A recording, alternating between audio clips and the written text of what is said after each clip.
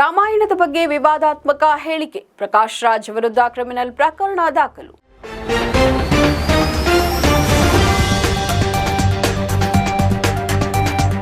ಸದಾಕಾಲ ಒಂದಲ್ಲ ಒಂದು ವಿಚಾರವಾಗಿ ಸುದ್ದಿಯಾಗುತ್ತಲೇ ಇರುವ ನಟ ನಿರ್ದೇಶಕ ಪ್ರಕಾಶ್ ರಾಜ್ ಇದೀಗ ರಾಮಾಯಣದ ಬಗ್ಗೆ ವಿವಾದಾತ್ಮಕ ಹೇಳಿಕೆ ನೀಡುವ ಮೂಲಕ ಭಾರೀ ಚರ್ಚೆಗೆ ಕಾರಣವಾಗಿದ್ದಾರೆ. ರಾಮಾಯಣದ ಕಥೆಯನ್ನು ಬೇರೆ ರೀತಿಯಲ್ಲಿ ಹೇಳುವ ಮೂಲಕ ವಿವಾದವನ್ನ ಸೃಷ್ಟಿಸಿದ್ದಾರೆ.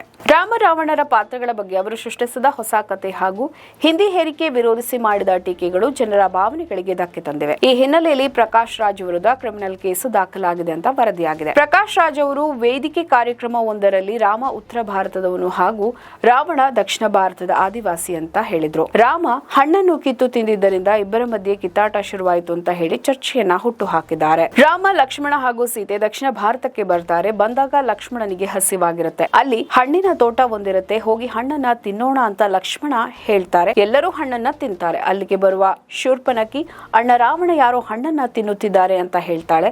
ಆಗ ರಾವಣ ಅವರಿಗೆ ಹಸಿವಾಗಿದೆ, ತಿನ್ನಲಿ ಎನ್ನುತ್ತಾನೆ ಅಂತ ಕತೆ ಆರಂಭಿಸಿದ್ದಾರೆ ಪ್ರಕಾಶ್ ರಾಜ್. ಆ ಬಳಿಕ ರಾವಣ ಹಣ ಕೇಳ್ತಾನೆ. ರಾಮ ಇಲ್ಲ ಅಂತ ಹೇಳ್ತಾನೆ. 20% ಡಿಸ್ಕೌಂಟ್ ಅನ್ನ ಕೊಡ್ತೀನಿ ಅಂತ ರಾವಣ ಹೇಳ್ತಾನೆ. ಹಣವೇ ಇಲ್ಲ ಎಂದ ಮೇಲೆ ಡಿಸ್ಕೌಂಟ್ ಕೊಟ್ಟು ಏನು ಪ್ರಯೋಜನ? ಅದೇ ರೀತಿ ಹಿಂದಿ ಹೇರಿಕೆ ಮಾಡಬೇಡಿ, ಇಲ್ಲಿ ಬಂದು ನೀವು ಮಲಯಾಳಂ ಕಲಿಯಿರಿ, ನಾವು ಬೀಫ್ ಫೆಸ್ಟ್ ಮಾಡುತ್ತೇವೆ ಎಂದಿದ್ದಾರೆ ಪ್ರಕಾಶ್ ರಾಜ್. ಪ್ರಕಾಶ್ ರಾಜ್ ಅವರ ಹೇಳಿಕೆ ವಿವಾದಕ್ಕೆ ಕಾರಣವಾಗಿದ್ದು ಅವರ ವಿರುದ್ಧ ಕ್ರಿಮಿನಲ್ ಕೇಸ್ ದಾಖಲಾಗಿದೆ ಅಂತ ತಿಳಿದು ಬಂದಿದೆ. ನಮ್ಮ ಈ ವಿಡಿಯೋ ನಿಮಗೆ ಇಷ್ಟ ಆದಲ್ಲಿ ಲೈಕ್ ಮಾಡಿ, ಶೇರ್ ಮಾಡಿ, ಕಮೆಂಟ್ ಮಾಡಿ ಮತ್ತೆ ಸಬ್ಸ್ಕ್ರೈಬ್ ಮಾಡಿ.